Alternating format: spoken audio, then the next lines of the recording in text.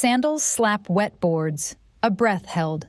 A blade slips from clammy fingers and kisses the dark. Not for honor, payroll. You're counting heads because heads mean rice, and rice means your kids don't thin the porridge again. The night raid stinks of river mud, oil, and fear. Someone whispers a prayer. Someone else checks the knots on a money pouch. A banner trembles. You move. Here's the truth. In the Sengoku chaos, loyalty lives on a ledger. Stipends and rice, debts and favors, promises and hostages. We'll peel back Bushido, duels, seppuku, and shiny armor. First, your paycheck, because that's the lie's engine. Welcome to the economy of survival. Your salary isn't coins, it's rice, measured in koku, which is supposed to feed a person for a year. Supposed to. After deductions, after gifts to superiors, after the steward's careful arithmetic that always favors the house, your allotment looks like a shaved bowl. You're a low-stipend retainer in theory. In practice, you're a man negotiating hunger. Let's be clear. A horse is not your companion. It's a noble's luxury vehicle with its own staff. Stabling costs alone eat stipends whole. Feed, groom, tack, veterinary prayers disguised as herbs. It's a bleed-in expense. You might get assigned a horse for a specific sortie, ride it like a borrowed robe, and hand it back to the stable hands the moment the drums go quiet. Most days, your feet carry you. Waraji bite your heels, the rope cuts your toes, and you keep moving. Dead as a shadow that knows your name. Need fresh cords for your cuirass? There's a vendor at muster with bright smile and bitter interest. Helmet lacing snapped? He'll fix it and then charge you again when the color fades. Matchlock units get issued powder and shot, on paper. In reality, shortages mean you buy from quartermasters who mysteriously have extra. You pawn a dagger to cover a shortfall, then pay to get it back before inspection. Congratulations, you work to keep working. Your household math is a nightly duel with the ledger. A wife who manages neighbors, a mother who remembers better harvests, children who grow faster than sandals. You were told you'd rate a servant. You can't feed one. So you trade favors, carry a message, watch a granary, lend a spear haft to a cousin. So someone will patch your roof when the rainy season chews it open. Side hustles aren't a modern invention. You sell a bit of surplus charcoal. You copy a letter for an illiterate farmer. You stand watch at a toll gate and take your share without asking questions. Classes blur at the edges. Mounted elites glide past with banners and metallic laughter, their armor lacquer shining like beetle shells. You and the Ashigaru stand in the same mud. Sometimes an ambitious foot soldier earns a surname by surviving more than his share and handing over the right heads. Sometimes a samurai slides down the ladder when debts crush him and a cousin steals the promotion. The lines are real, but they wobble. Seasonal hunger writes the calendar. Good years taste like pickles and pride. Bad years taste like millet and shame. Pottage stretches everything, turnip greens, onions, scraps of dried fish, until it turns thin and gray. Famine squeezes mercy out of people. You dilute the porridge, steal a handful of beans, pretend you didn't, and thank the gods for not looking too closely.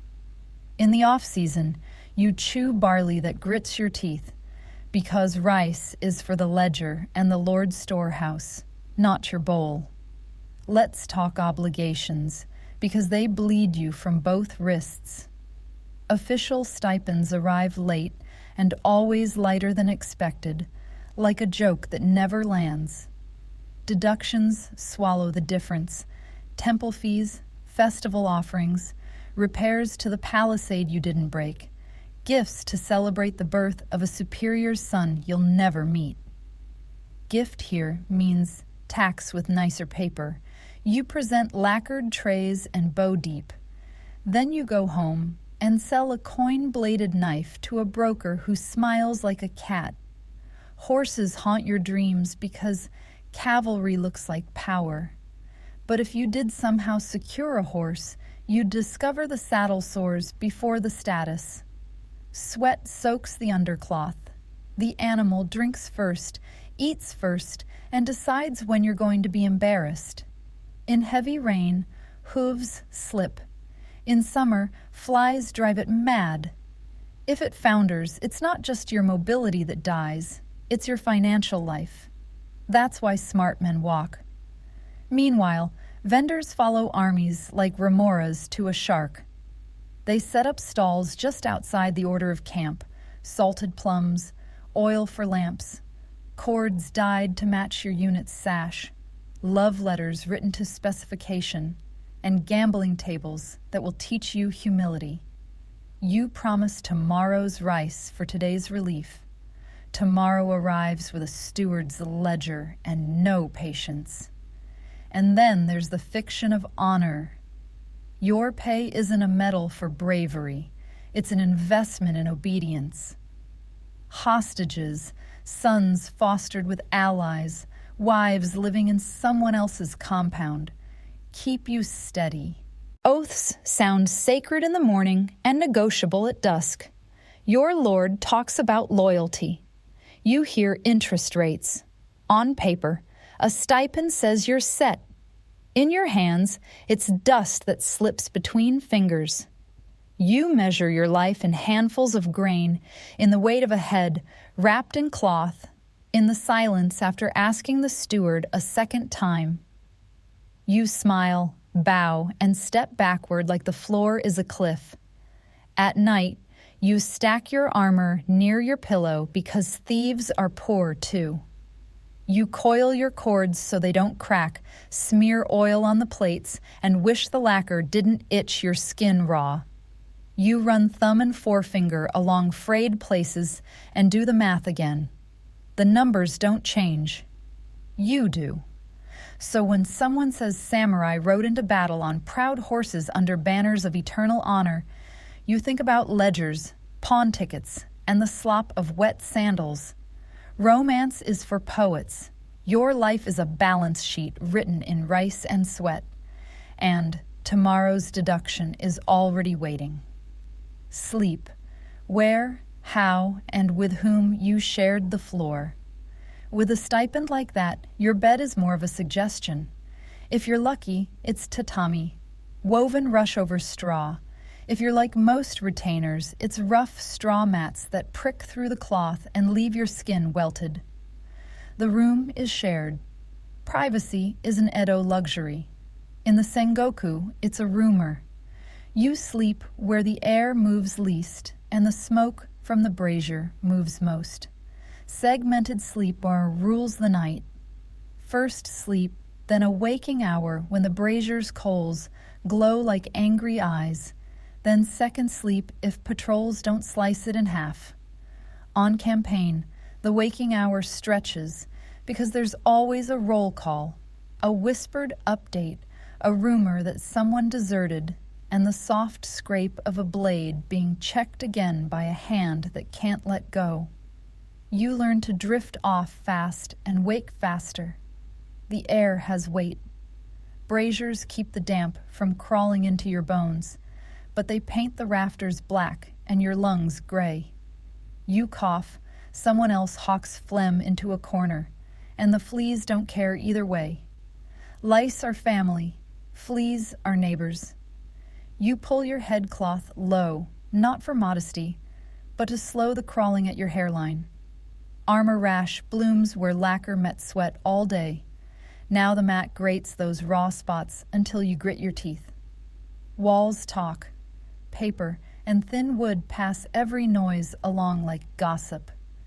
In barracks, a commander snores like a drum. In a village billet, a baby cries, the mother shushes, the father mutters apologies, and stares at the ceiling because you and 3 others are lying on his floor, and we'll be there again tomorrow. You're the burden the quartermaster promised would be light. He lied. Travel lodgings blur. Post stations offer platform floors with splinters that find the soft part of your feet. Temples offer cold stone and incense ghosts. Barn corners come with mice that treat your sleeve like a bridge. If it's rainin', and it usually is when you hate your life the most, you angle your body away from the draft and pretend your hips aren't bruised by the knots in the straw. Guards rotate through the dark. When it's your turn, you stand outside, breathe damp air, and listen for the wrong kind of water. The steady pour that means someone's using the night latrine near the kitchens again. The splashing that says the drainage ditch is overflowing toward the firewood. You count breaths, rehearse excuses, and pinch yourself awake. When you return to the mat, your spot is warmer but somehow less comfortable. Your neighbor has spread like dough. Hierarchy sleeps too, but it uses cushions. Higher stipends mean thicker tatami, an extra blanket, a folding screen that turns snoring into authority. The gap shows in the morning. Their armor sits on racks. Yours leans against the wall like a tired friend. Their sandals dry near the brazier. Yours are still wet because you couldn't risk the heat warping the rope. Night noise is a carnival. Armor laces clatter. Men gamble with stones and curses. Someone sings a verse too loud, and the senior who hates music clears his throat in a way that ends the song without ending the resentment. In the corner, two retainers whisper about reassignment, promotion, or disgrace. Information is bedding. You sleep better with more of it. On campaign, rain drums on thin roofs. In summer, mosquitoes whine until you want to offer blood as tribute just to get silence.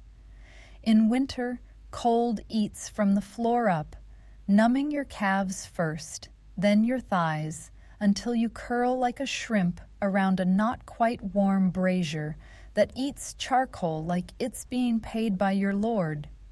You wake with grit in your eyes, ash on your tongue, and the taste of old smoke coatin' the back of your throat. The mornin' is a negotiation. You fold the mat so the worst stains hide. You shake your sleeves and a flea detachment parachutes off. You smooth your cords, check the knots, and find one that gave up during the night. Someone's heel knocked your scabbard. You pretend not to notice. You smell like humanity in a small box. Sweat, lacquer, old fish, and damp cloth. Everyone does. That's the mercy. Sometimes you get tatami. It's cleaner, and it lulls you into thinking you've climbed a rung. Then a leak finds the seam and drips. Metronome steady, next to your ear. It's a joke you can't laugh at because the landlord is your superior, and you need him more than he needs a dry ceiling.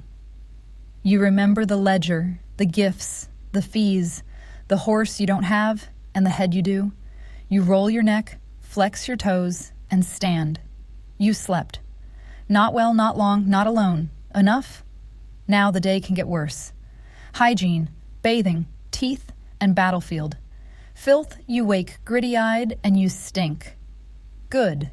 That means you're normal. Baths exist, but they're social, seasonal, and above your pay grade on campaign. In town, you might squeeze into a wooden tub at a bathhouse where the water is hot, the steam is thick, and the owner eyes your coins like a hawk watches mice. At home, it's a wash tub and a ladle, a quick pour over shoulders, a scrape with a cloth. In winter, you negotiate with the cold. In summer, with the flies. On campaign, the grime layers like lacquer. Sweat dries into salt maps. Dust makes mud with your skin oil. Your undercloth sticks, then rubs, then peels. If you're lucky, there's a river. You wash where the current is slow and hope upstream isn't full of men emptying bowels and quartermasters rinsing rice. It is. You know it is. You splash your face anyway. It burns and tastes like iron and wood smoke. Armor makes filth personal. Lacquer doesn't breathe. It traps the day on your back. Under sunny and coat, the shin and arm guards, fungus finds a warm monastery to pray in. You itch, you scratch, you create grooves you'll feel for weeks. The cords that tie your plates soak everything and then hold it like a grudge. If a cord snaps, a plate shifts, and your skin pays rent in red. You learn to relace while walking. Salt is both cure and curse. You rub coarse grains into raw spots to kill whatever's taking root. It hurts enough to make you hiss. Vinegar helps if you can spare it. You dab, you fan, you pretend not to cry. The barber surgeon calls it management. He's not wrong. He's also not washing his hands. Teeth? They're a quiet rebellion. You chew tough grains and pick husks from gums that bleed if you look at them hard. Some elites blacken their teeth with iron and vinegar to show status and married seriousness. It seals cracks sometimes. For you, it's salt and ash rubbed with a twig and hopes that today's miso doesn't lodge and rot. Your breath could fell a mule. So could his. Social truce. Mouth pain changes how you fight. A cracked molar throbs with each drumbeat. You clamp your jaw and grind until pain shoots into your ear. The barber surgeon has a tool that looks like a promise and feels like a betrayal. He grips, twists, and the world whites out. You spit blood, rinse with weak sack, and swear you can taste your heartbeat. He pockets the tooth like a trophy and tells you to gargle with salt. You do. It burns, it helps, it doesn't fix anything. Wounds are introduced to the battlefield by dirt. Cuts don't stay clean. Mud finds edges. Splinters push lacquer and sweat into places knives couldn't. The first rinse is cold water if you've got it, heated if the fire's clear and the officer isn't yelling. Then vinegar, then prayer. Cautery is the last resort. The iron hisses. You smell pork. You clamp on a scrap of leather and think about rice. Latrines are theory. Trenches get dug. People miss. In a crowded camp, dysentery walks like it owns the place. The kitchen sits too close to the drainage. The steward says the site is fine. He eats first. You boil what you can and chew the rest fast, as if speed outruns disease. It doesn't. Men disappear behind screens, then disappear from the roll. No enemy needed. Clothes become a map of your mistakes. The kosode under your armor stains in rings. You hang it to dry and it sours in the shade. You beat it against a rock and the rock wins. Oil from maintenance clings to the cuffs. Soot lives in the seams. A spare would be nice. So would a second stipend. Smell equals status. The officer reeks of incense and cedar oil because he lives downwind of the brazier and his trunks were perfumed by someone else. You smell like a riverbed and a tannery had a child. You stand apart by instinct, not for respect, for mercy. Sometimes luck rolls through camp in the shape of a bath. A big copper cauldron, a few buckets, heat, steam, and an order to cycle in quickly. You shiver, then sigh, then watch the water go cloudy and decide you're clean enough. You scrub armor cords with ash, hang them by the fire, and pretend the whitened fibers won't snap tomorrow. The truth is, hygiene is triage. You don't get clean. You get less dirty than yesterday. You keep fungus from winning.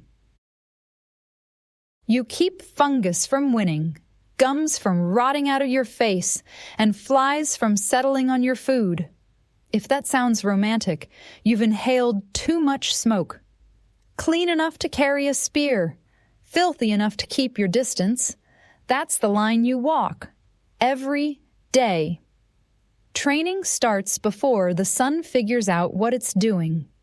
You lace cords with fingers that still sting from yesterday, then shuffle to the yard where the ground remembers every fall you've taken. The air is damp, the breath from a dozen men hangs like ghosts, and the senior shouts you into a straight line. No meditation, no poetry. Spear points forward, feet set, again. The spear is your day job. Long ash shafts, iron tips that flash when the clouds move, and a rhythm that would be soothing if your shoulders didn't burn. Forward 6, back 4. You move like a millipede with ambition, each man trusting the next to hold the line. You get clipped on the ear by a neighbor's haft. You don't complain. He doesn't apologize. That's the system. Ashigaru pike work sets the tempo. Even if you rank above them, you drill with them because when bodies collide, class forgets you. You practice the push, shoulder to shoulder, knees bent, toes gripping inside rope sandals slick with dew. The instructor walks the aisle, wraps ankles with a stick, and mutters about center of gravity like it's a god. He's right. You learn to love your stance more than your pride. Then the break and thrust. Collapse the long line into shorter teeth, step around a fallen man, stab, retract, and flow back into the formation before anyone notices you had feelings about it. Instructors are clan seniors with scars, not mystic masters with scrolls. They teach with bruises. If you fall wrong, you learn quickly, or you limp for weeks. Archery is rationed like luxury salt. The yard is a rectangular patch where arrows thud into straw with a sound that's too soft for what they do in battle. If you're lucky, you draw a yumi that matches your height and years of callus. The bow laughs at your shoulders. You lift, breathe, settle the right hand at your cheek, and feel the wood complain. The release stings your fingers raw through the glove you can't afford to replace yet. The truth, arrows win the opening argument, not swords. Volley practice is a chorus. Drums count. Conch shells stretch the beat. You loose on sound, not on feeling, because fog and dust don't care about your inner warrior. Targets are straw men. In the field, they're men who scream. You don't practice that part.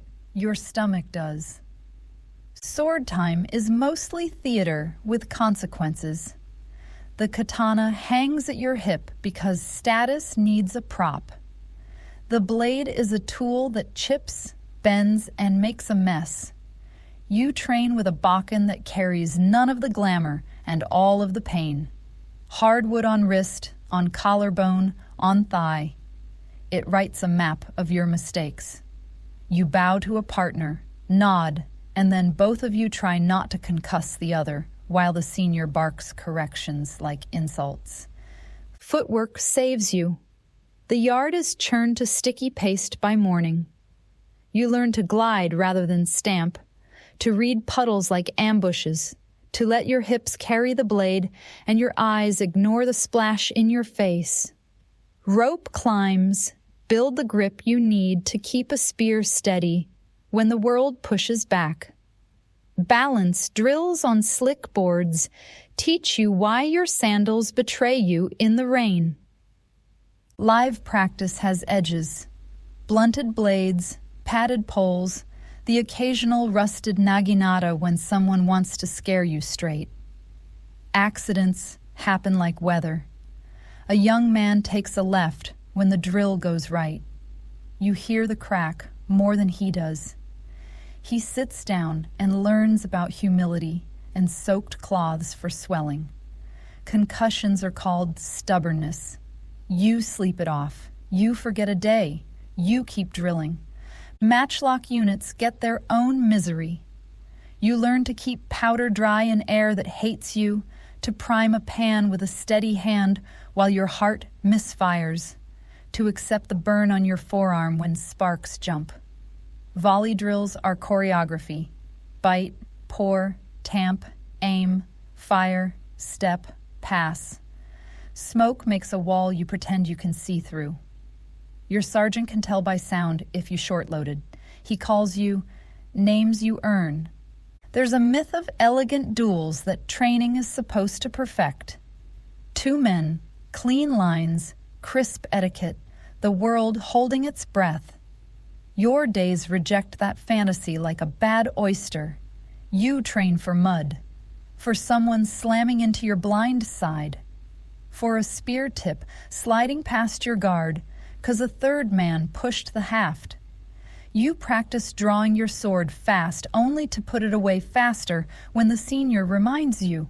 Spears first, bows before that. Sword when you've run out of sense. Instructors aren't sages. They're accountants of pain. They measure progress in fewer bruises and faster recoveries. They also measure obedience. Miss a step, run extra laps, talk back, sandbags over the shoulders, and a pleasant jog up the hill. The hill doesn't care about your lineage. Conditioning is not glamorous. Running in Waraji turns your toes into callous sculptures and your calves into knots. Squats with a barrel full of water teach you why your back complains every evening. Hauling logs drills unit timing and gives the seniors a chance to pretend they're carpenters. Rope drills shred your palms. You dip them in brine because that's the only ointment you can afford. Every so often, someone shows off. A flourish, a draw cut that catches morning light, a spin that would look beautiful on a dry platform. The yard notices. The senior notices. Training pivots. Show me that in mud. He dumps a bucket, tears up the ground, and invites the peacock to slip. He does. Everyone learns the lesson. Terrain is the real instructor. By midday, you're shaking. Lunch tastes like salt and something trying to be miso. You sit on your heels, stretch your forearms, and eye the afternoon list. Formation drills, shield wall with pavises that splinter like kindling, and a lecture about banner signals you pretend to understand.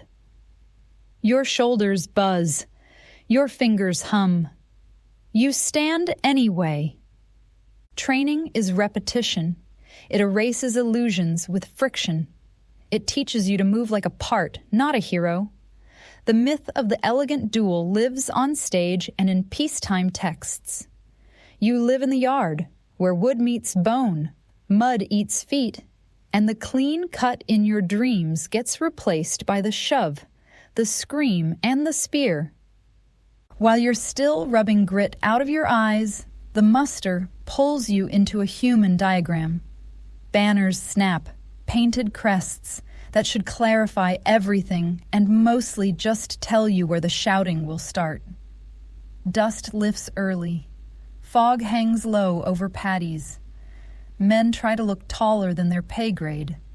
The drummer tests a beat that sounds like a heart with stage fright. You find your place by color and habit, not by certainty. Arrows open the conversation. A hiss, a swarm, a sudden thudding chorus in wet ground and wood shields. Pavises wobble like bad teeth. You lift yours and feel the arrowheads thrum through the board like angry insects, sniffing for you. The conch calls.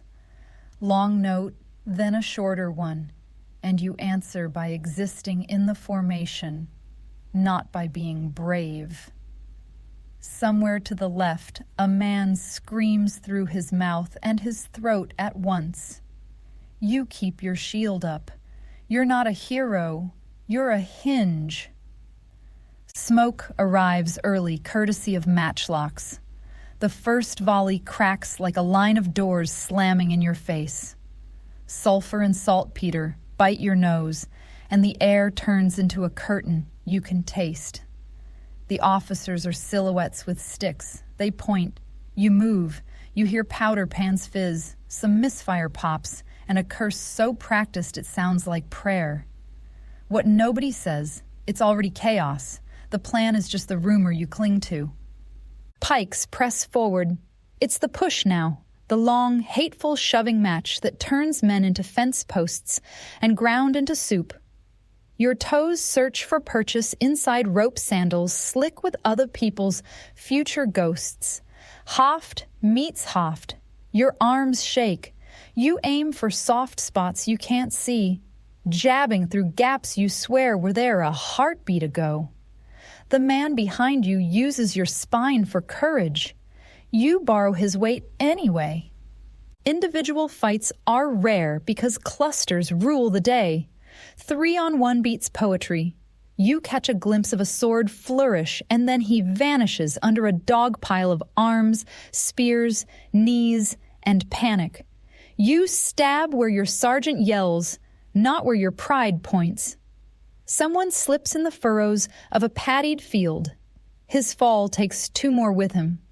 There's no clean line, just clumps of decision and pockets of regret. Armor works until it doesn't. Lamellar flexes, yes, but cords stretch, plates shift, and heat climbs your back like a debt collector. A spear glances off your cuirass and still steals your breath. A shaft catches under your coat and turns your forearm into a sermon about angles. You adjust. You curse. You thank the craftsman you can't afford to pay for relacing this month. The helmet funnels sweat down your eyebrows into your eyes. You blink mud. Signals fight for your attention. Drums demand advance. Conch begs hold. A banner dips in a way you swear meant wheel yesterday and looks like die expensively today. You trust the sergeant's hand more than the symbols. He slaps the haft, pushes your shoulder, yanks a sleeve. That conversation is clear. It says live. Head-taking is business. Nobody lectures. Everybody understands. Proof of kill turns into rice later, so men with short blades and fast hands hover at the edges, waiting for permission and opportunity. You see a fallen enemy, still fish gasping. Someone kneels, mutters apology or nothing at all, and finishes what the line started. Assistants wipe, wrap, and tag, because the steward cares more about labels than about your trauma. You concentrate on breathing like that makes you innocent. Meanwhile, on the flank you can't see, matchlock teams trade volleys with the patience of carpenters. Bite, pour, tamp, aim into gray, fire into faith. When a gust clears the lane, bodies appear like driftwood. The reload songs keep time. The misfires steal it. A powder horn clatters out of someone's hand and vanishes under feet. He pretends he meant to step back. This is where the stories lie to you. You were taught there's a moment, the clean cut, the tidy exchange. Here's the moment. Your unit stumbles over a ditch you didn't map. The enemy line buckles at a spot you can't reach, and a junior officer tries to make a name. He charges. Half follow, half don't. The press opens. Fear gets a vote.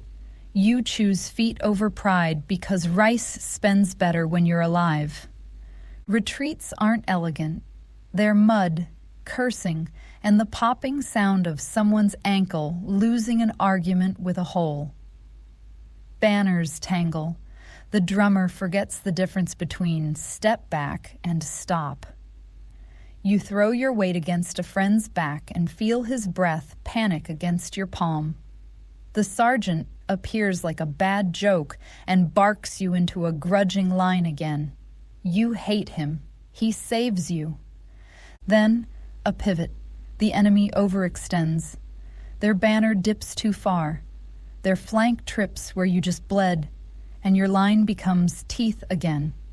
You push, not because honor demands it, but because momentum finally owes you interest. A spearhead finds a thigh. A scream confirms it. The pack smell shifts. You know that smell. Its advantage. You don't waste it. In the aftermath, still inside the noise, you do the arithmetic of survival. Weapon check. Tip intact. Haft cracked. Good enough. Body check. Blood, not yours, probably. Friends. Present, fewer. Orders. Collect heads. Count banners. Drag wounded who can pay you back in favors. The smoke thins. The flies arrive like an invoice. You believed training would prepare you for clarity. The field teaches a different lesson. Organized chaos is a kind of order. It just isn't romantic. You move when told, hold when shoved, and find small mercies in the way your spear sits right in your hands, even when the world tilts. Honor? It's staying in formation long enough to get paid. The rest is pamphlet work. Gear is honest in a way people aren't. It tells you what it can do, then fails where it promised if you push it wrong. You learn that quickly, usually with bruises. Oh Yoroi looks glorious in paintings. Broad, boxy, made for mounted archers who wanted presence as much as protection. It's a parade drum you wear. It spreads weight across your shoulders, flares at the hips, and turns doors into negotiations. Try sprinting in it through a rice paddy. You'll walk like a beetle on its back and pray nobody's watching. Tosei Gusoku is the answer the battlefield forced. Plates get bigger, lacing gets tighter, and hinges learn to behave.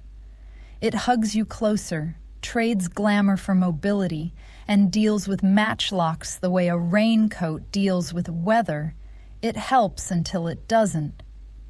Bullets don't respect lacquer. They debate iron. Sometimes iron wins. Sometimes your ribs lose.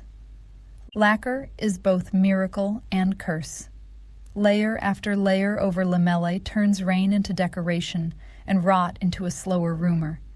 But lacquer doesn't breathe. Heat blooms under it like a fever that won't break, and the cords holding those plates soak sweat, salt, and regret. You oil the plates, dry the cords, and still watch a thong snap mid-drill like an insult. When cords go, the whole suit shifts into an argument with your body. Chafing wins. It always wins. The helmet, the kabuto, makes promises about your skull. It keeps blades from convincing your head to open, but it funnels sweat into your eyes and makes your neck a debtor.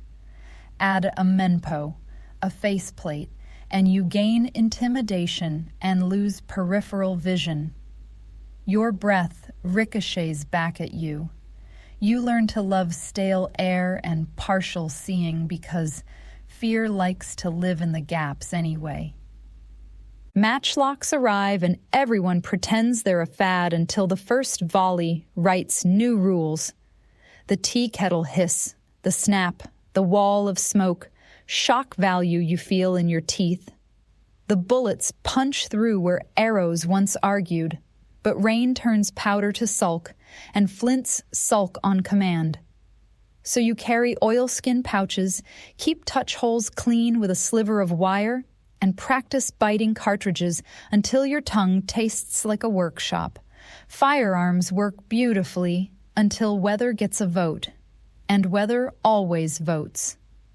Bows are old friends with new anxieties. The Yumi's asymmetry helps over horseback and under pressure, but humidity bends its mood. Strings fray, sinew complains, and your draw feels different every morning. You baby it with oil and shade. You still hear the ugly sound once in a while. The twang that means a string let go, and your day just added a bruise across your forearm the size of a sermon. Spears keep their promises. They're honest tools. Wood, iron, reach. They splinter under stress, yes, but they telegraph their failures. A hairline crack talks to your palm long before it becomes a catastrophe. You tape it with cord, say a quiet apology, and keep it in rotation until an officer notices. Heads vary. Leaf shapes for thrusting, barbed shapes that don't want to leave what they entered. Repairs are simple. A new haft, a straightening over a flame, a file kiss on the edge. Back to work. Swords are complicated, mostly because people write poems about them. Steel's a diva. Too hard and it chips when a bad angle meets a hidden nail in a shield board. Too soft and it waves like a fan after a heavy parry. Good blades live in the middle, where temper and geometry marry patience. You keep edges with stones and water, polish chips until they become stories, and pretend the Hammon is a spirit instead of the visible record of heat treating. In battle, swords are Plan C. You know this. Your wrist knows it better. Naginata and Nagamaki straddle worlds, cutting arcs that make men respect distance, shafts that let you bully space. They're great until brush grabs their reach and ruins your timing. In open ground, they write elegant sentences. In scrub, they stutter. You carry one when the terrain promises to be polite. Terrain rarely is. Shields, pavises, are furniture you shove into harm's way. They crack like cheap bowls, delaminate in the rain, and still save you more times than you'll publicly admit. You patch them with rawhide, add a cross brace, curse their weight, and bless their stubbornness when arrows thud and stop instead of argue with your ribs. Maintenance is a second career. Ash for degreasing, oil for plates, vinegar for straps, wax for bowstrings, a file that lives in your sleeve like a talisman. You pick gravel from scabbard throats so grit doesn't scratch your blade into a ransom note. You relace at night by bad light and worse posture. If you're smart, you calendar the chords. This week, coat. Next week, sun eat. So nothing fails loudly at a bad moment. What breaks usually does so when you lie to yourself. You tell your feet the sandals will hold. The heel thong says otherwise 3 fields from camp. You tell your shoulder the strap will last. It surrenders right as the push starts. You tell your sword it's magic. It chips on the first parry against a spear ferrule. Honesty saves gear. Discipline extends it. Neither is romantic. Every choice is a trade. Weight for protection, vision for fear, speed for proof against holes you can't see. You pick, then live with the compromises, rubbing your skin raw. That's the reality. Gear isn't a legend. It's a contract. Do the work. Get the help. Skip the work. Pay in blood. And when something fails and something will, you fix it, lash it, or replace it with whatever's at hand. Gate planks, borrowed cords, a half-length spearhead mounted on a broom handle. It looks ridiculous. It works. The steward doesn't care how pretty your kid is. He cares that you showed up, stood in line, and kept moving. Function over fantasy. That's your armory. Lunch is not a break. It's a negotiation with your stomach and your lord's storage jars. On paper, your ration is rice, white, clean, dignified. In your bowl, it's a compromise. Barley mixed in for bulk, millet when the warehouse clerk miscounts, and pebbles that crack teeth because someone dried grain on a dusty road and called it good. You pick stones with a thumbnail and pretend it's a game. Pottage is the baseline. Think of it as edible mud with ambitions. A pot, a fist of greens, a turnip that gave up too soon. Maybe dried fish shaved into threads that dissolve to salt and memory. Miso is the hero. Fermented beans that add depth like a drum beat. Without it, you're chewing hot water. With it, you almost believe you've eaten. Campaign kitchens move like bad weather. A few iron pots, a stack of split wood, smoke in your eyes. Rice balls roll out first, dense, palm-sized, stuffed with a sour umeboshi if someone liked you or felt like pretending. They're fuel, not joy. You eat fast because flies vote with their bodies and steam draws them like gossip. Salt is the tyrant you obey. You crave it, you hoard it, you pay for it with favors you'll regret. Too little, and your muscles cramp into knots. Too much, and thirst gouges your throat. You suck a salted plum and carry a mouth like a wounded wound the rest of the day. Headaches arrive like messengers. You nod and keep marching. Water is a rumor. Streams sparkle until you notice the laundry uphill and the latrine trench pretending to be discreet. The steward swears the intake is safe. He fills first. You boil when you can, which is rarely, or drop a pinch of tea leaves to bully the taste into submission. The bitterness keeps you honest. It doesn't keep you well. Spoilage is the enemy you sleep beside. Rice sacks go musty in damp stores. Worms write their own harvest records. You see them when you don't want to. You don't see them when you should. Boiling is ritual and necessity. Overcook the grain, pretend the extra water means abundance, and hope heat murdered whatever moved. Sometimes it didn't. Your belly tells you later. Feast days exist, technically. A carp if the Lord's feeling performative, sake poured like forgiveness, pickles that snap like discipline. You watch rank eat first, which is the law of gravity here.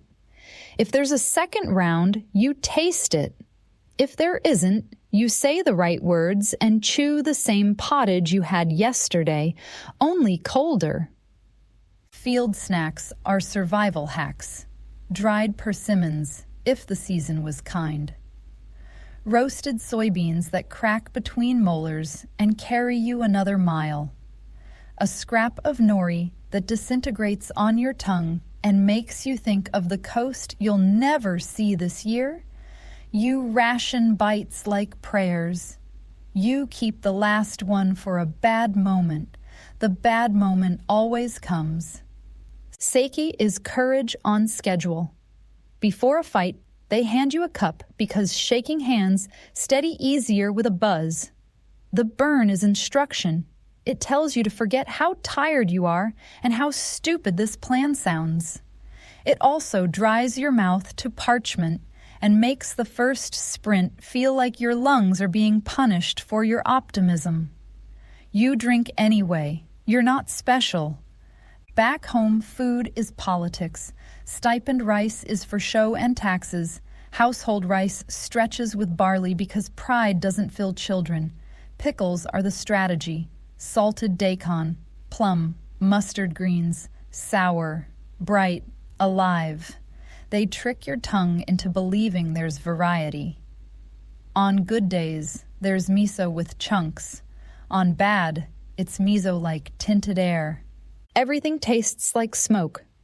Kitchens are fires in wooden boxes, and your clothes keep the memory. Ash drifts into bowls. Grit adds texture you didn't ask for. You learn to eat around embers and ignore the inevitable cinder that sticks to your molar like a dare. You win. You lose. You swallow anyway. Hunger teaches etiquette.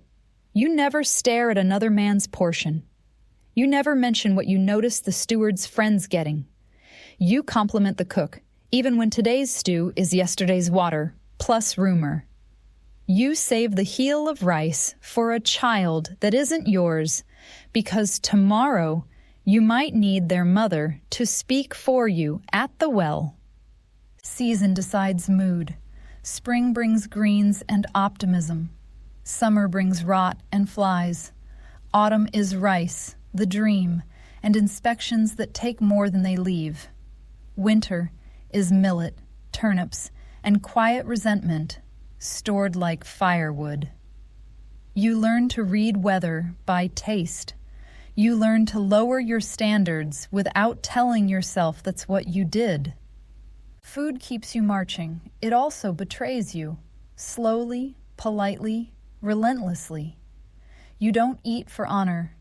You eat for obedience, for another hour in line, for another night of smoke and fleas, for a morning where the first bite reminds you that survival is a flavor too. It's bitter. You chew it anyway. Barracks aren't buildings, they're excuses. Plank sheds hammered up fast, gaps you can feel with your knuckles, roofs that consider rain a suggestion. The wind threads through at night, and braziers fight it like old men swatting flies. You sleep shoulder to shoulder on straw that remembers other men's sweat. Armor racks, if you're lucky. Usually, your cuirass leans against the wall and slides in the dark when someone rolls over. You wake, swinging at a sound that was just your own gear sighing. Temple billets feel grand until you lie down. Polished floors, yes, but polished by a century of feet, which means they're cold, loud, and honest. Paper screens promise privacy and deliver silhouettes. The priest insists on quiet hours. The dog ignores him. Incense doesn't hide the fact that 20 men breathe the same air like it's being rationed. Village billets turn into social taxes. You step into a house that wasn't built for you, find a corner near the door, and pretend you're invisible. The host smiles the way people do when they have no choice. His wife hides the good pickles. His children stare at your sword as if it has manners you lack. You place your bundle carefully to look small. At night, your snore is a political act. Home compounds tell lies with confidence. If you rate one, it's wood and paper stitched together by hope and rope. The gate looks impressive until you push it in the rain and feel the whole frame groan like a tired ox. Inside, rooms reassign themselves daily. Storage becomes sleeping. Sleeping becomes mending. Mending becomes audience when a superior sneezes and wanders through. Privacy is a folding screen you can't afford. Repairs never end. Roof tiles always shift after a storm. Gutters choke on leaves, and the plaster between posts cracks like a dry smile. You learn basic carpentry the way you learned basic spear, under duress. Borrow a ladder, brace the beam, jam a shim, pray the next wind respects your optimism. It won't. Leaks find seams the way rumors find reputations. Fire is the danger everyone pretends is under control. Braziers glow like friendly suns until a cold jumps, kisses a reed mat, and decides your life needs excitement. Night watches include the Ember Patrol. Walk slow, listen for the faint snap, sniff for the sweet burn of paper, and tap sleeping men awake without earning a punch. You keep a bucket by the door, like a charm. It makes you feel clever. It won't be enough. On campaign, thin walls aren't barriers. They're gossip membranes. You hear the commander's laugh, the steward's careful cough, the rustle of dice, the quiet weeping of a man reading a letter again by habit more than hope. You learn things you didn't mean to. Transfers pending, debts called in, a cousin favored. Information leaks like rain through a bad roof. You put out bowls and drink what you can. Theft changes how you sleep. Coins hide in belt hems. A spare knife slides under your pillow. You set your scabbard against the wall at an angle you can read in the dark. A lockable chest is wealth and advertisement. If you own one, you've invited a test, so you use knots, complicated ones. You tell yourself you'll wake if they're untied. You probably won't. You still tie them. Neighbors are both barrier and hazard. In barracks, the man beside you becomes your wall. He rolls, you move. He coughs, you turn away. He dreams loud, and you learn his dead by name. At home, the next compound hears your arguments and judges your purchases. Buy a new sash? Sumptuary rules say maybe you shouldn't. The gossip network says definitely you didn't earn it. You hang laundry strategically to signal modesty. Even your clothes speak for you. Status separates sleep. Higher stipends build thicker tatami and wider eaves. Their drafts are gentler, their braziers fatter, their screens painted with birds that have never seen a battlefield. Yours are plain and patched at the bottom where toes scuff. The difference shows in mornings. Their sandals dry by heat, yours by hope. Their courtyards shed water. Yours collects it in a generous puddle that breeds mosquitoes like a shrine breeds offerings. Travel means post stations that sell rest the way moneylenders sell mercy. A straw bale costs extra if it looks new. The new ones always prick the same. You trade a coin for a place near the inner wall. It's warmer. It's also closer to the snore epicenter and the door everyone uses to pee. You drift in and out, counting footsteps and whispering promises to your future self about buying earcloth. You won't. Food comes first. Storm nights are a seminar. Wind slaps shutters, water finds every flaw, and the roof talks like an old warrior remembering injuries. Men lay hands on beams as if touch holds architecture together. You move beds away from drips and make a game of catching them with bowls. You lose the game. Morning is damp. Your sleeves smell like a swamp, and the steward still expects perfect turnout. At home, privacy is a moral claim you can't enforce. Your superior drops by unannounced. You kneel on knees already tired from drills, smooth your face into polite vacancy, and answer questions about taxes, gifts, or why your cousin hasn't reported yet. Your wife pours tea you can't afford to waste. After he leaves, you sit in the quiet echo. The paper walls remember every word. You live in public. Your sleep, your leaks, your repairs, your small luxuries, cataloged by eyes that don't blink. Reputation pays rent here, and rent is due every morning. So you straighten the mat, adjust the screen, and step into a day where the walls won't keep secrets, and you still have to stand in line. Let's talk about duels, the clean fantasy everyone loves. 2 men, a bow, a poem, and sunrise. In the Sengoku, that scene is a rumor. The real economy hates attrition. Your lord counts bodies like assets, and a duel is a great way to throw training budget into a ditch. So etiquette exists, but mostly as a cage. Formal challenges are paperwork first. You don't shout across a street. You send intermediaries. A letter wrapped just so. A respectful phrasing. A time proposed. A place selected away from fields the Lord needs for taxes.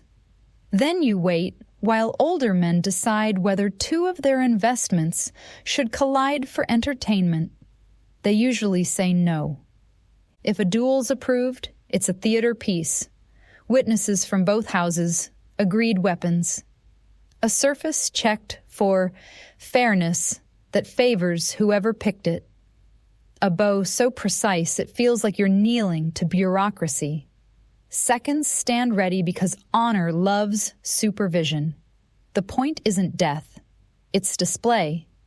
The best outcome: first blood, apology, and a careful note in the ledger that says, reputations balanced, property saved. Most of the time, compromise trumps courage. Your officer meets their officer, trades iced compliments, and arranges a contest that looks like resolution without risking men. Maybe an archery match, maybe poetry for the moneyed. Maybe wrestling in front of a line of bored spearmen. The message isn't subtle. Stop making problems, start making rice. And when men really hate each other, they don't schedule sunrise. They recruit cousins, catch you at a bend in the road, and use numbers because numbers win.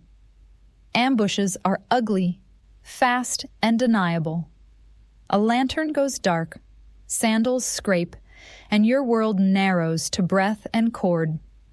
After the letter says, misunderstanding. The steward nods, because he'd rather stamp paper than count graves. Clan rules choke dueling on purpose. Kill a man without approval, and retaliation blooms like mold. You don't suffer alone. Your brothers, your house, your fostered son living under another roof, suddenly they're collateral. Hostages exist to make you careful. Dueling without permission is called many things. Popular isn't one of them. Status games infect everything. A senior can afford to posture because consequences flow downhill. He sends a challenge and expects you to show spirit. You answer politely because refusal smells like fear and agreement smells like stupidity. So you stall. You request clarifications. You fall ill. You ask your officer to mediate. You wait for a war to start and make the problem irrelevant. Terrain cancels finesse. Etiquette assumes clean ground. Reality hands you mud, brush, and a narrow path with a ditch that eats ankles. Sword work turns to shoving. Spears make better sense because distance is safety. Even if it comes to blades, your best moves die the moment a footprint collapses under you and a stone says hello to your heel. The duel you trained for happens in your head. The fight you get is a pile. There are men who drift from house to house selling the myth.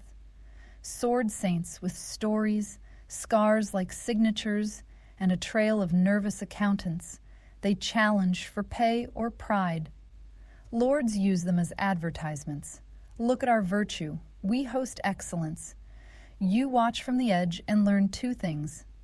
1, they bleed like everyone else. 2, they prefer platforms. Mud is the great equalizer. Legal consequences keep tempers on a leash. Kill a man in a sanctioned duel, and in theory, you're clear. In practice, his cousin waits. Or his lord files a complaint wrapped in etiquette and edged with threat. There's arbitration, gifts, apologies that cost coin, and sometimes an order that you retire to a temple and reflect. Reflection is exile with incense. Gossip is the weapon of choice.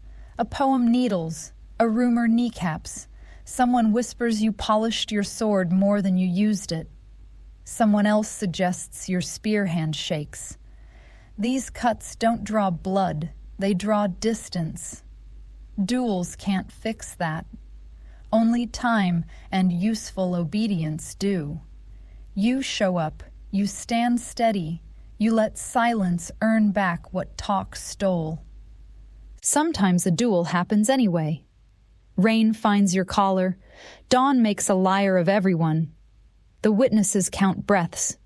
You move careful because wet ground loves fools. First cut opens a red mouth and the seconds lean in like clerks. If someone doesn't fall fast, it gets sloppy. Men step wrong, Blades bite wood. The neat line of strokes becomes a shove and a knee and a grip on wet cloth. When it ends, no one looks holy. You both look like you fell downstairs. Afterward, you report. You kneel. You describe restraint. You emphasize respect. You list witnesses like charms. The Lord nods slowly, asks about the field, the letters, the signatures. He cares less about your valor than about his web holding. If a gap appears, he plugs it with a marriage, a gift, or an assignment that moves you out of the story's center. So yes, there's etiquette. There are bows, seconds, and sunny courtyards. But the frequency is low because the math is bad. War eats men fast enough. Why feed it extras? You keep your blade polite, your pride on a leash, and your eyes on the part of the map labeled payroll. If you want to die cleanly, you'll wait a long time. The ground won't. You've heard the story. A samurai, serene at dawn, robes immaculate, poems composed, a perfect cut, a faithful second. That's the postcard. The mail rarely arrived like that.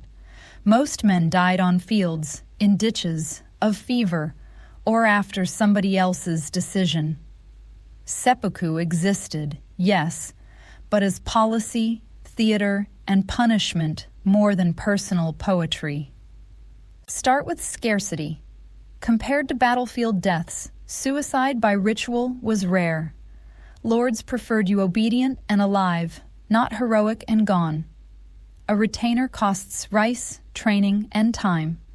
Throwing that away for pride is a bad investment, so the order had to come from above, or be embraced by elites whose names were worth staging.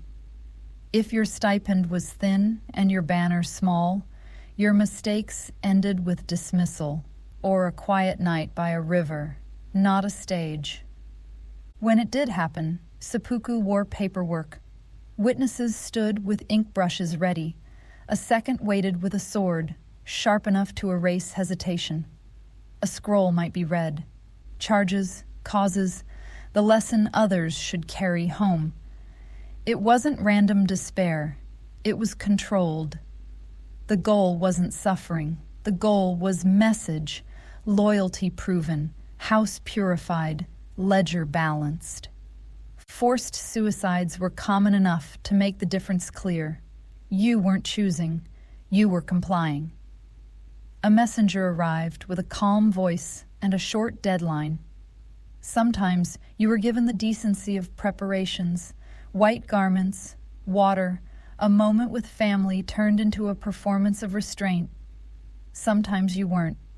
The second's blade did the mercy work fast because no lord wanted rumors about botched loyalty echoing through the barracks. Mercy is an odd word here, but it fits the second's job. Ideal form was the cut to the belly, left to right, maybe an upward finish, then the kaishakunen's strike to end it. In practice, many men barely touched the blade to skin before the head came. Everyone understood that honor could be satisfied without turning the floor into a pond. The best seconds watched hands, not words. The moment fingers twitched, down came steel. Botches happened, blades dulled by ceremony, seconds chosen for rank rather than skill, rooms too crowded for clean arcs. A hesitant second missed the neck, caught shoulder, or struck the jaw. Then chaos. More blows, more noise, less dignity. Men present stared hard at the floor so the story afterward could be neat. Neatness mattered because this was a lesson, not a trauma dump. Improvised ends were cruder. A lord whose patience snapped might send men with a short rope and long faces. You'd be offered a choice that was no choice: do it yourself or let them help.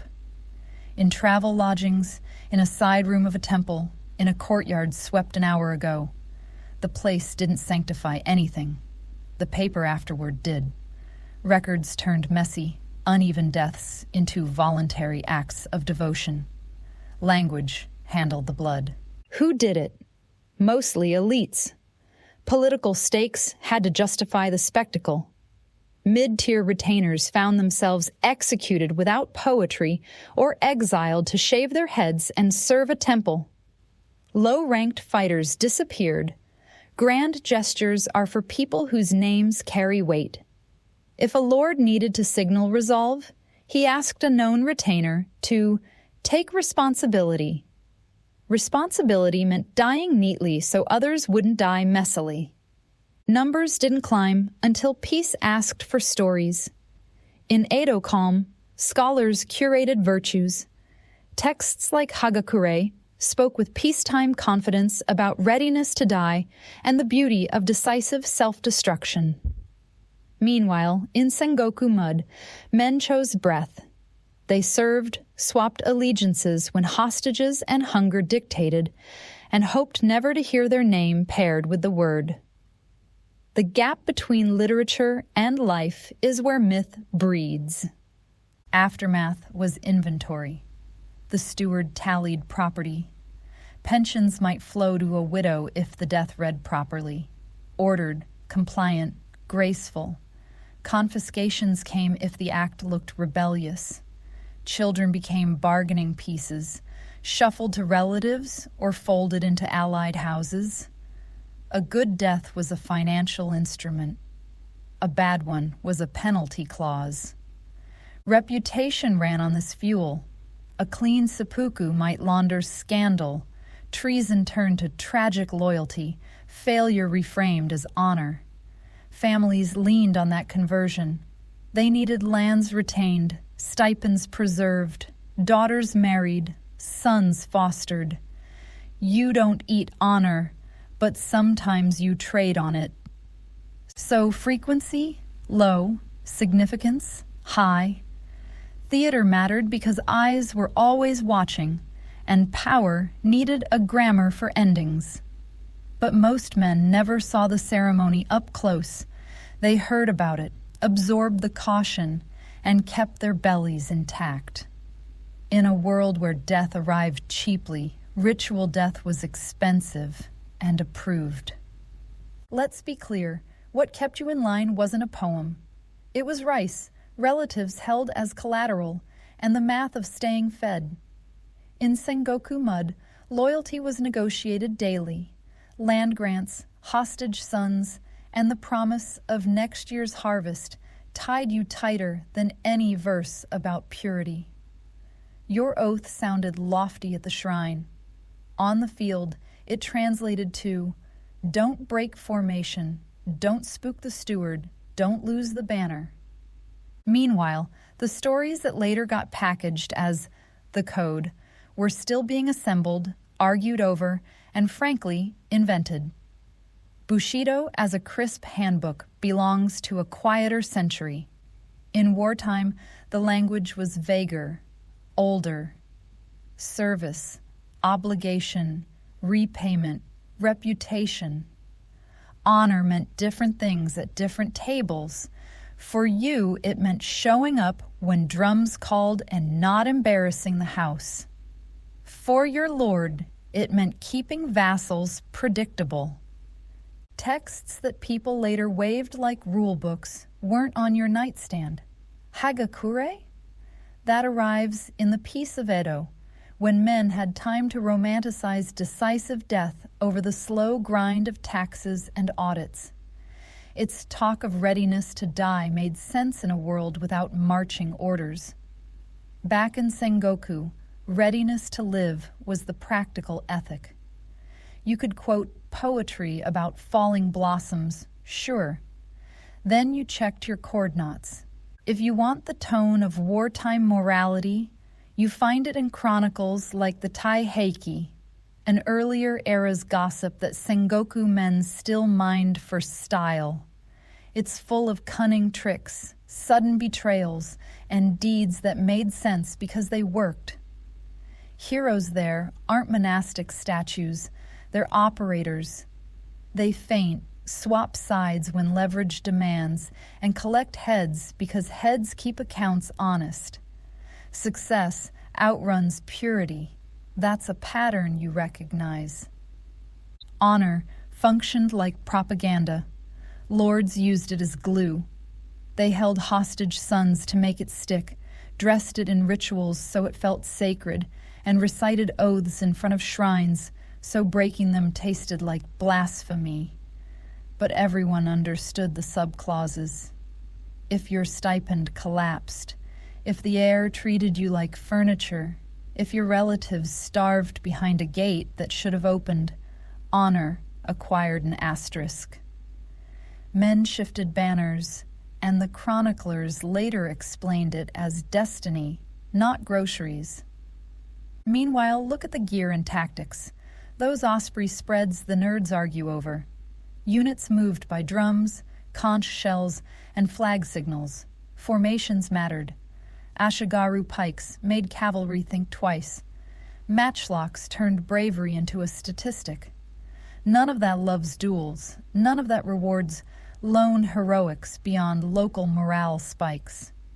The battlefield itself contradicts the fantasy. It demands obedience and punishes improvisation that isn't coordinated. Language games did heavy lifting. Words like loyalty and righteousness got stretched to cover practical decisions. Expedient became clever fidelity. Desertion sometimes got rewritten as strategic withdrawal to safeguard the house. Clerks are magicians. They turn mud into lacquer with the right brush. You play along because your pension might depend on which noun lands on your report. And here's an inconvenient truth. Hostage-taking was the moral thermostat.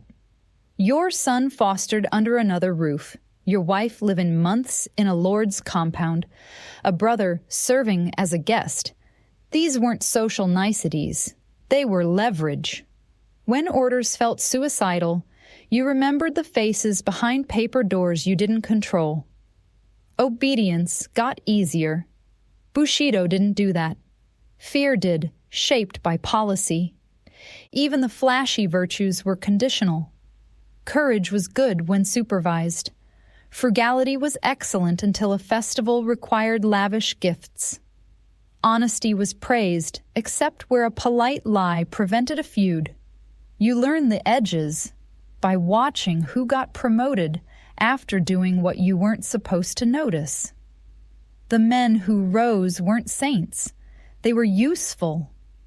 Peacetime curated the myth because peace needed a story to justify itself.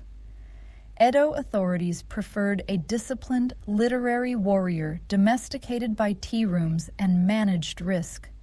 They collected sayings, trimmed contradictions, and taught boys parables about decisive death so those boys would behave in life. The Hagakuri's sharp sentences made smooth citizens. Meanwhile, you in Sengoku reality measured virtue by whether your family ate. Does that mean nobody believed? People always believe something. Shrine oaths mattered. Reputation mattered. The idea that you were part of a lineage, of service, of arms, of names carved on tablets, gave you spine on bad days. But belief lived beside bargaining. You bowed deeply while checking which way the wind blew across the patties that fed you. And betrayal, it didn't always wear a villain's face. Sometimes your lord shifted allegiance and you shifted with him. Sometimes a cousin moved house and you sent a careful gift so your name traveled safely. Chronicles later called it treachery or wisdom depending on who won. In the moment, it felt like staying employed. So when someone waves a tidy code and tells you it ruled your dawns, you hum politely. You remember mud, rice ledgers, and the conch's long note that pulled your fear into formation. You remember the steward's smile when you delivered proof that translated into pay. You remember how fast ideals quieted when hostages and hunger spoke. The invention isn't a conspiracy. It's a coping mechanism. People make meaning out of mess. Later centuries needed a mirror that flattered. You needed boots that didn't split and orders that wouldn't get your children moved to another man's gate. Both are human. Only one kept you alive. Honor was a tool. In careful hands, it aligned men without chains. In clumsy hands, it excused waste. You learned to tell the difference. You served, you listened, you bent without breaking. And when the story arrived decades later, with spotless robes and perfect endings, you recognized parts of yourself, edited for a quieter room. Your ledger is the real Lord. It sits where you sleep, wrapped in cloth, full of numbers that never smile. The stipend looks generous when written as koku, the mythical enough rice to feed a man for a year. In practice, deductions eat first: armor maintenance fee, cord replacement fee, stable fee for the horse you don't have but might borrow one day, shrine contributions, festival levies. Suddenly your year looks like 6 months and a headache. Taxes arrive in kind, and they arrive early. Inspectors love spring because promise is easier to confiscate than reality. They measure paddies with ropes, nod at seedlings, and estimate yields as if weather is polite. Your household owes rice, lumber for repairs you'll never see, and labor days on roads that lead to houses you can't enter. You kneel, answer soft, and watch them mark your future with brushes that never run dry. Corruption is a word no one says. Losses is safer. Somehow, sacks lose weight between granary and gate, and measuring boxes hold slightly more when pointed at your pile. You know the tricks. You use a few yourself when your turn comes. You press thumbs just so. You bind cords tighter. You tell yourself it's survival and not theft. The gods, if they're paying attention, shrug. Gifts aren't optional. They're social taxes with prettier paper. A superior announces a son's coming of age. You send rice cakes wrapped in polite compliments and add a pouch of coins if you want your name remembered kindly. The Lord's wife donates incense to a temple. You donate a bolt of cloth you can't afford. Festivals require lanterns, drums, and faces that look delighted. You look delighted. Your ledger looks wounded. Promotion is the most expensive gift you'll ever receive. You're elevated to a slot that pays a whisper more and costs a shout. New sash, better sandals, a banner cord that doesn't look like laundry rope. You host a small feast so peers can congratulate you by eating your future. You gift the steward because he can make disasters smaller. The raise dissolves into etiquette before it touches your bowl. Marriages tie houses. They also tie purses into knots. Your daughter's match requires trousseau items you pretend are heirlooms. Your son's fostering needs gifts for the host family, seasonal, reliable, and always slightly more than you planned. Hostages, called guests when everyone wants to sleep, eat refined rice under someone else's roof while you budget coarse barley and pretend that's normal. It is. That's the problem. Bribes hide in plain sight. You never call them that. You call them smoothing. A clerk's cousin finds you a better lodging slot. Here's a pouch for incense. A quartermaster moves your name up the ration list. Here's a fan for summer, shaped like gratitude. You spend coin you shouldn't, so your wife doesn't spend more time bargaining at the granary door.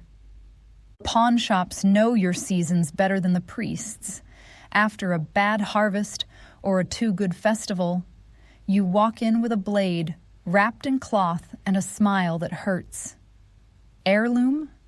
He nods solemnly, appraises like a man tasting miso, and writes a number that feels like insult, dressed as math. Interest bites clean. You sign anyway, because chords don't buy themselves, and winter hates excuses. Audits are theater with teeth. The steward sits. You kneel. He asks about last year's repairs, last month's gifts, yesterday's head count. You present receipts, paper charms against accusation. He flips, frowns, and highlights a discrepancy you hoped was invisible. You point to a flood, a fire, a missing cord. He sighs. You promise to make it right by autumn. Autumn is already mortgaged. Meanwhile, your wife runs the parallel war. She trades pickles for thread, information for rice scoops, and polite lies for time. She knows whose cousin works in which storehouse, which priest's sermon hints at a levy, which neighbor's gossip will cost you next month. She keeps your name out of the wrong mouth. She also keeps a private ledger you'll never see. That's not betrayal. That's insurance. Every obligation has a twin cost. You owe your lord rice and attendance. You owe your peers gifts and silence. You owe your family food and the illusion that this is sustainable. You juggle. You triage. You decide which fee can slide a week and which bribe pays back interest in safety. The stress hums at the base of your skull like a drum you can't stop. When pay finally lands, you don't feel rich. You feel behind less. Coins clink like apologies. Rice sacks stack like promises with leaks. You peel off the parts already spoken for, temple, steward, shoemaker, and stare at what's left. Enough to eat, enough to drill, not enough to breathe. The ledger decides your future more than any oath. Serve well, and the numbers might soften. Slip, and they sharpen. Honor is a speech. Obligation is arithmetic. The math always wins. Public life polices private appetites. Sumptuary rules tell you who you are before you speak. Fabrics, colors, sword lengths, the way your hair is tied. A fine silk sash on the wrong stipend is a confession. Inspectors don't need to raid. Neighbors do it for free with their eyes. You learn to love plain cloth and quiet shoes. Luxury is loud. Loud gets taxed. Marriage isn't romance, it's logistics. Arranged, negotiated, stamped with gifts that hurt your purse. Your wife arrives with a ledger mind and a talent for diplomacy because houses marry as much as people do. Concubinage exists if rank lets you pretend you can afford it. It also produces children with claims that need managing, gifts that need buying, and rooms that need partitioning with paper that doesn't block sound. Domestic quiet is an illusion you stage nightly. Same-sex patronage threads through the barracks and the reception hall alike. Mentorship, protection, affection, politics braided together. It's not the scandal you think. It's a network. A powerful man favors a younger retainer, extra training, better postings, relief from a levy, and expects discretion, loyalty, and tact. People gossip, of course, but the line between scandal and accepted practice is drawn by outcomes. If the junior prospers without embarrassing the house, the arrangement is called elegant. If not, it's called trouble. Pleasure quarters promise escape with a bill attached to your ankle. You step into lantern light, powder, lute strings, and faces trained to read your purse faster than your mood. The rules are clear. Time is money, affection is theater, debts are real. Tea first, sake next, then conversation like a dance where you try not to admit how much you're spending, to feel untargeted by the world. Leave with a poem if you can't afford a night. A poem is cheaper and lasts longer. Infections travel faster than letters. Clinics exist, and so do home remedies that taste like regret. Gambling is banned and everywhere. Dice clatter behind screens, in bathhouse corners, under the eaves of a storehouse. Wagers are small until they aren't. You tell yourself you can stop because you've memorized the bones. The bones disagree. Lose big, and your sword goes to the broker temporarily. Temporarily becomes a season. Your wife's mouth goes thin, and you sleep near the door with a knot in your stomach and another under your pillow. Gossip fights are bloodless and brutal. A poem lands on a gate, delicate as dew, cutting as vinegar. A jab about your sash, your sword work, your attendance at drills. You don't duel. You counter-publish, or you let it ride until the topic changes. Slander suits exist if you've got rank to make clerks care. Most of the time, you make courtesy visits, pour tea, and pretend your hands don't shake from anger. Silence is cheaper than truth. Truth is rarely useful. Festivals provide sanctioned release. Archery contests let the important fail gracefully, and the skilled pretend not to gloat. Horse tracks are for people with horses. You watch from the rails and calculate how many months of rice you're staring at. Dances turn streets into choreographed chaos.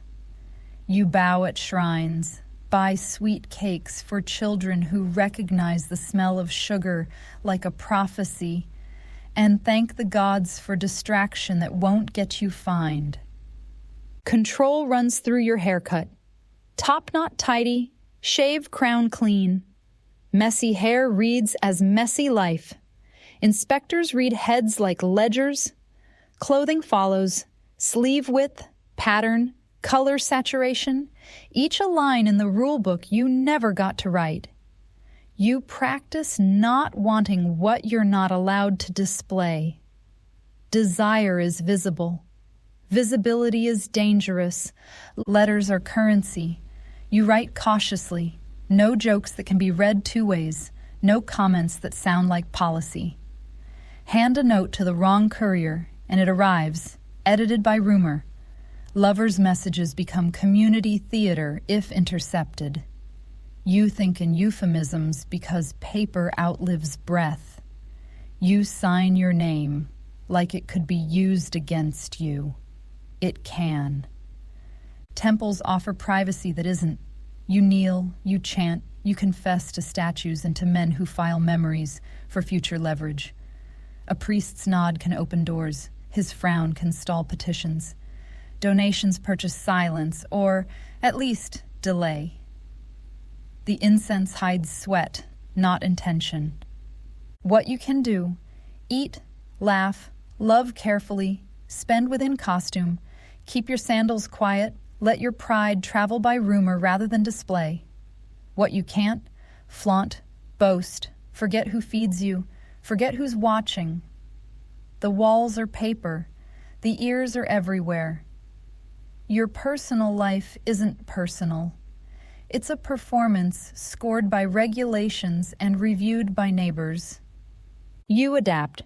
You swap silk dreams for cotton sleep, trade confessions for nods, pick tenderness that doesn't leave receipts.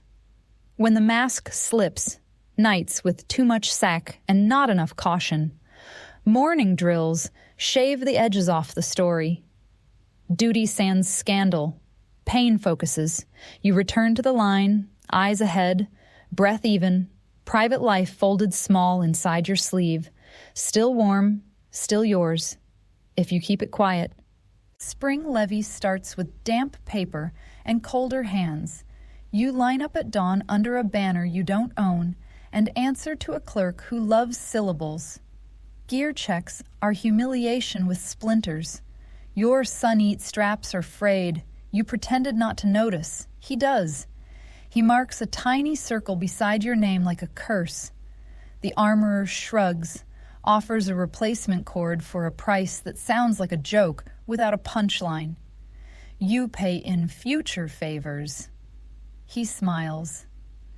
Debt is a handshake you can't pull back from. They hand out rations as if generosity were contagious. The sacks feel light. The steward says last year's floods still echo.